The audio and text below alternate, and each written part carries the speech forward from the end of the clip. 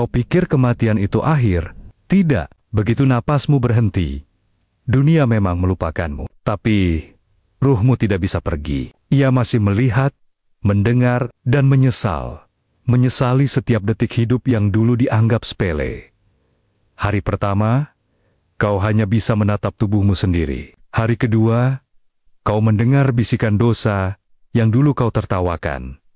Dan hari ketiga, saat tanah benar-benar menutup wajahmu, kau akan tahu apakah doamu pernah cukup untuk menyelamatkanmu.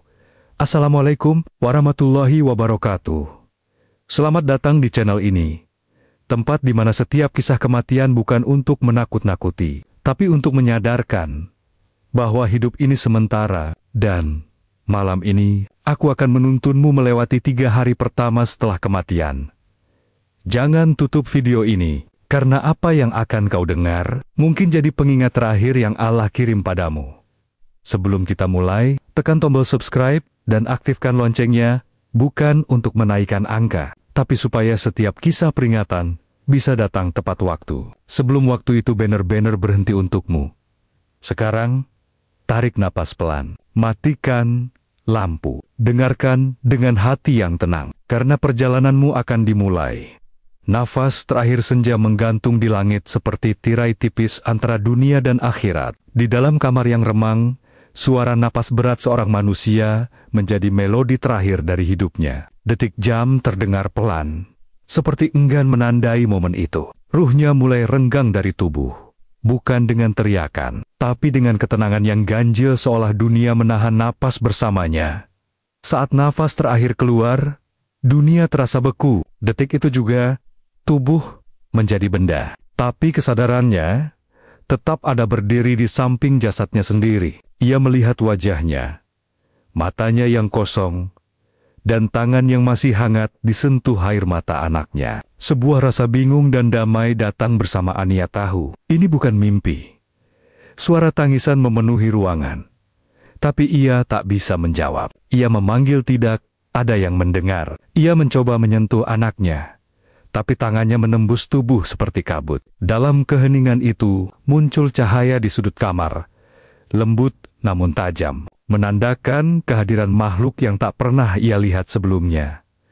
Cahaya itu membentuk sosok malaikat maut. Wajahnya tak bisa dibedakan antara indah dan menakutkan. Ia tidak membawa senjata, hanya tatapan yang menembus seluruh rahasia hati manusia. Dengan suara sejuk tapi dalam, ia berkata, "Perjalananmu baru dimulai." Seketika, rasa takut berganti pasrah. Ruh tahu, tidak ada yang bisa ditolak lagi. Tubuh yang ditinggalkan menjadi dingin. Orang-orang mulai menutup wajahnya dengan kain putih, sementara ruh masih menatap. Ia mencoba bertahan di dunia yang dikenalnya, tapi cahaya itu semakin menariknya ke dimensi lain pelan, seperti tersedot oleh udara yang tidak terlihat. Di antara tangis dan doa, ruh meninggalkan rumahnya untuk terakhir kali. Di luar rumah, malam turun tanpa suara. Angin membawa aroma tanah basah. Dan langit seperti terbuka lebar antara dunia fisik dan alam roh. Ia melayang, melihat kota dari atas, melihat kehidupan yang terus berjalan tanpa dirinya. Ada kesedihan di sana, tapi juga kelegaan. Dunia tidak berhenti, dan ia pun tak lagi terikat padanya. Tiba-tiba, bumi terasa bergetar bukan secara fisik, tapi dalam frekuensi jiwa. Ada panggilan yang halus tapi kuat, memintanya menuju tempat di mana segalanya akan dipertanyakan. Ruh menatap ke bawah, ke arah jasadnya yang kini dikelilingi doa dan duka, lalu berbisik dalam hati, "Aku pulang." Dan dengan itu, ia menghilang ke dalam cahaya yang tak berujung.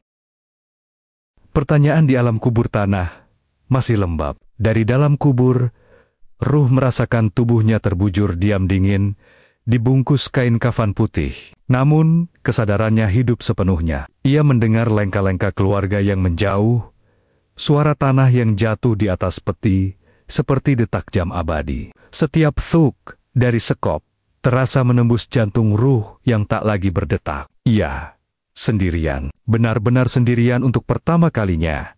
Hening, lalu tanah di sekelilingnya bergetar halus. Dari arah kepala dan kaki muncul dua sinar yang membentuk sosok bercahaya. Wajah mereka seperti terbuat dari petir yang dibalut kelembutan.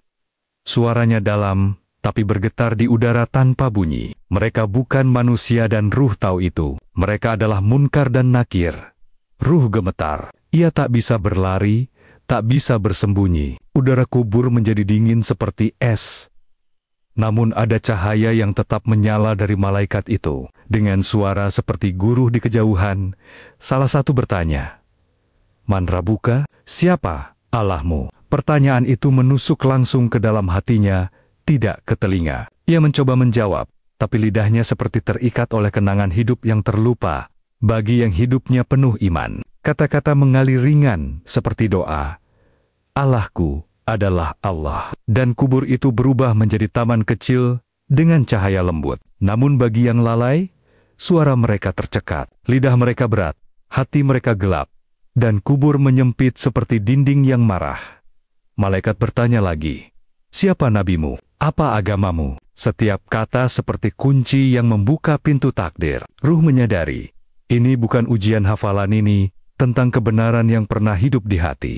Yang benar akan menjawab dengan damai, yang berpura-pura akan terbakar oleh kebisuannya sendiri.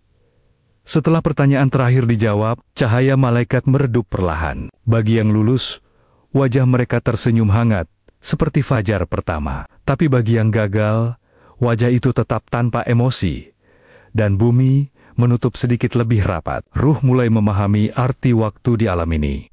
Tidak ada jam, tidak ada siang, atau malam, hanya kesadaran dan penantian. Suara bumi kembali tenang, namun di kejauhan, Ruh mendengar gema yang lembut, suara ayat suci dari orang-orang yang masih hidup, dikirim melalui doa. Setiap lantunan itu seperti sinar yang menembus tanah, menenangkan dadanya. Ia tahu, meski sendirian, di bawah bumi, ia belum sepenuhnya dilupakan. Sebelum tidur dalam penantian panjang, Ruh menatap sekeliling. Dinding tanah kini terasa seperti rumah baru sunyi. Tapi jujur, tak ada kebohongan di sini. Semua yang pernah disembunyikan di dunia, kini menjadi nyata. Ia menutup mata batinnya, dan berkata lirih, ternyata kematian bukan akhir, hanya kejujuran yang tak bisa lagi ditunda. Hari kedua, bayangan penyesalan hari kedua di alam barzah, bukan diukur dengan matahari, tapi oleh kesadaran yang perlahan tumbuh. Ruh mulai bisa melihat dirinya bukan jasadnya, tapi bentuk yang bercahaya samar, terbuat dari kenangan dan amal. Di sekelilingnya, ruang seperti kabut berwarna abu dan perak, sunyi tapi berisi gema bisikan masa lalu.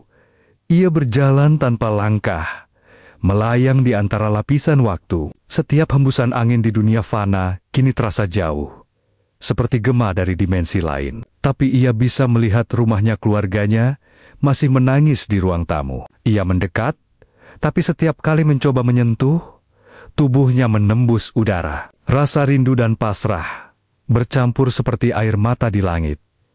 Ia berbisik di dekat telinga ibunya, "Jangan menangis, Bu, aku di sini." Tapi yang terdengar hanya angin. Namun malam itu, sang ibu bermimpi melihat anaknya tersenyum di taman bercahaya. Doa dan cinta ternyata masih menjadi jembatan antara dunia dan alam. Ruh mulai melihat bentuk aneh di sekitarnya, bayangan hitam dan cahaya putih yang muncul dari dirinya sendiri. Bayangan itu berbisik, dosa-dosanya dulu, kata kasar, kebohongan kecil, waktu yang disia-siakan, semuanya kembali. Bukan untuk menghukum, tapi untuk ditunjukkan, tanpa bisa disangkal. Ia menangis tanpa air mata, karena penyesalan di sini tidak bisa diredakan oleh waktu. Namun di tengah kegelapan itu, muncul cahaya kecil. Satu doa, suara lembut dari dunia. Seseorang membaca Al-Fatihah. Cahaya itu menembus kabut, mengenai dadanya, dan seluruh ruang bergetar pelan. Ia merasakan damai, seperti disentuh oleh kasih yang tak lagi berbentuk fisik. Ia sadar, di alam ini tidak ada lagi harta, status, atau gelar. Yang ada hanyalah amal dan doa. Semakin banyak doa dari dunia, semakin terang cahaya di sekelilingnya. Ia mulai memahami, doa bukan sekadar kata, itu adalah energi cinta yang nyata, melintasi batas kematian, Di kejauhan, ruh lain melintas. Ada yang bersinar seperti bintang, ada yang gelap seperti kabut. Beberapa saling menyapa tanpa suara, berbagi rasa lega atau takut. Semuanya sama. Penantian panjang menunggu kebangkitan. Tapi bagi yang penuh cahaya, waktu di sini seperti tidur dalam damai. Bagi yang gelap, setiap detik terasa seperti menunggu badai yang tak kunjung datang. Ruh itu menatap sekali lagi ke arah dunia. Ia melihat anak kecil menaruh bunga di makamnya.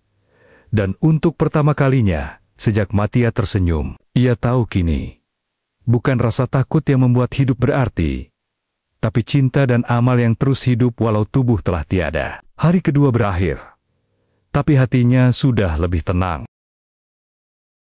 Cahaya dan bayangan hari ketiga tiba tanpa matahari. Waktu di alam barzah bergerak dengan bahasa sendiri.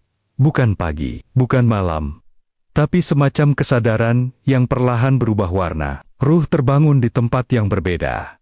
Tanahnya lembut seperti kabut, dan udara dipenuhi sinar yang tak berasal dari langit. Ia merasa lebih ringan, tapi dadanya sesak oleh rasa yang belum bisa ia namai. Antara harap dan gentar, dari kejauhan terdengar suara seperti desiran ombak bercampur doa. Suara itu datang dari dua arah. Satu lembut, menenangkan. Satu lagi berat, dan bergetar seperti badai. Ruh menoleh. Di kiri, ada cahaya putih yang menenangkan. Di kanan, kabut pekat bergulung seperti asap hitam yang hidup. Ia tahu, ini bukan ilusi, ini adalah jalan.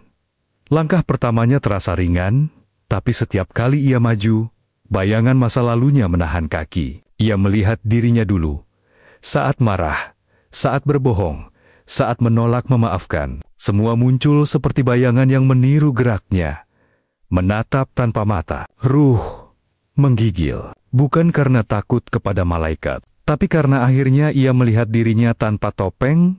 Tapi kemudian muncul cahaya lembut dari atas kepalanya, suara lirih seperti lantunan doa anak kecil, menembus kegelapan itu. Bayangan dosa memudar perlahan, berubah menjadi kabut yang tersapu angin. Ruh menatap ke langit yang tidak punya batas, dan merasakan kehangatan menembus jiwanya. Cahaya itu berkata tanpa suara, "Doa mereka sampai padamu." Kemudian datang dua malaikat, tak sebesar sebelumnya, tapi lebih bercahaya. Mereka tidak bertanya, hanya menunjukkan arah.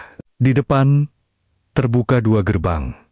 Satu taman luas, dengan air yang berkilau seperti kaca. Satu lembah sunyi di mana angin membawa jeritan jauh. "Lihatlah tempatmu kelak," bisik salah satu malaikat. Ruh memandang taman itu, penuh warna yang tak ada di dunia. Hijau yang hidup, udara yang wangi seperti zikir. Setiap embusan angin terasa seperti ucapan salam. Ia melihat wajah-wajah penuh cahaya, ruh-ruh lain yang tersenyum dan menatap dengan damai. Namun ia tahu, ia belum bisa masuk. Ini hanya sekilas, pengantar, hadiah bagi yang diberi rahmat. Kemudian ia menoleh ke lembah satunya, lembah kelam yang luas dan berbau belerang, di mana ruh-ruh lain tampak gelisah, berjalan tanpa arah, mencari cahaya yang tak kunjung datang. Suara mereka bukan jeritan, tapi bisikan panjang penuh penyesalan. Ruh menunduk, berdoa dalam hati agar ia tak pernah jatuh ke tempat itu. Malaikat berkata, "Tinggallah di tempat yang telah ditentukan bagimu sampai hari kebangkitan." Bumi terbuka lembut, membentuk ruang damai bagi ruh yang bercahaya. Ruh duduk bersila, menatap langit barzah yang berkilau seperti cermin air. Ia tersenyum kecil, sadar bahwa penantian ini bukan hukuman, tapi bagian dari rahmat. Hari ketiga berakhir. Dengan tenang, doa dari dunia hari-hari dunia terus berjalan. Sementara ruh mulai tenggelam dalam ketenangan barzah. Ia tak lagi merasakan waktu seperti manusia. Yang ia dengar hanyalah gema halus, suara burung, ayat suci, dan kadang tangisan jauh. Namun di balik itu semua, ada satu suara yang paling menenangkan. Doa. Setiap kali seseorang menyebut namanya dengan kasih, seluruh ruang di sekitarnya bergetar lembut. Ruh menatap ke arah bumi. Jarak itu jauh, tapi tak memutuskan hubungan. Ia melihat keluarganya duduk mengelilingi foto dirinya, membaca tahlil dengan suara serak namun tulus. Dari mulut mereka keluar untayan cahaya yang menembus tanah dan langit, menuju ke tempat ia bersemayam. Setiap doa itu jatuh di dadanya, seperti hujan hangat, menyejukkan seluruh jiwanya. Ia teringat kehidupannya di dunia, langkah-langkah cepat, kata-kata yang kadang melukai, tawa yang belum sempat disyukuri, semua terasa jauh, tapi nyata. Sekarang, yang tersisa hanyalah kesadaran bahwa cinta yang tulus tidak berhenti di liang kubur. Ia berubah bentuk, menjadi doa yang abadi. Dari kejauhan, ruh-ruh lain juga menerima cahaya doa mereka masing-masing. Ada yang cahayanya terang seperti matahari, ada yang redup seperti lilin di hujan. Setiap cahaya berbeda, tergantung seberapa banyak cinta yang masih dikirim dari dunia. Ruh tersenyum kecil. Ia tahu, doa bukan ritual, tapi bentuk cinta yang menembus alam. Kadang, di sela ketenangan, ruh mendengar bisikan dari malaikat penjaga. Keluargamu berdoa untukmu hari ini. Setiap kali itu terjadi, tempatnya di barzakh terasa lebih luas, lebih hangat. Ia tahu, dunia masih mengingatnya, dan itu cukup untuk membuatnya tidak merasa sendirian dalam keabadian. Waktu berlalu tanpa batas. Kadang ia melihat bayi lahir di dunia, kadang melihat bintang jatuh, tanda pergantian jiwa. Ruh mulai memahami ritme ciptaan. Setiap kematian adalah awal bagi kehidupan lain, dan ia, seperti butiran cahaya kecil, hanyalah bagian dari lingkaran besar rahmat Allah. Suatu malam, ia mendengar nama terakhirnya disebut dalam doa seorang anak kecil. Cucunya, yang bahkan belum pernah bertemu dengannya. Doa itu sederhana, polos. Ya Allah, jagalah kakekku di sana. Ruh menutup matanya, dan untuk pertama kalinya sejak kematian, air mata cahaya mengalir dari wajahnya. Ia tahu, cinta sejati tidak punya batas waktu. Kini ia duduk dalam cahaya lembut, yang tidak pernah padam. Tak ada rasa takut, tak ada kesepian. Hanya kedamaian yang mengalir seperti sungai emas. Ia menatap ke arah dunia sekali lagi, lalu berbisik, "Terima kasih atas doa dan cinta yang kalian kirim." Lalu ia memejam, menunggu hari di mana semua ruh akan dipanggil untuk pulang bersama. Ruh kini bukan hanya bayangan dari masa lalu. Ia adalah bagian dari doa yang tak pernah berhenti, melayang di antara langit dan bumi, menjadi saksi bahwa cinta selalu lebih kuat dari kematian.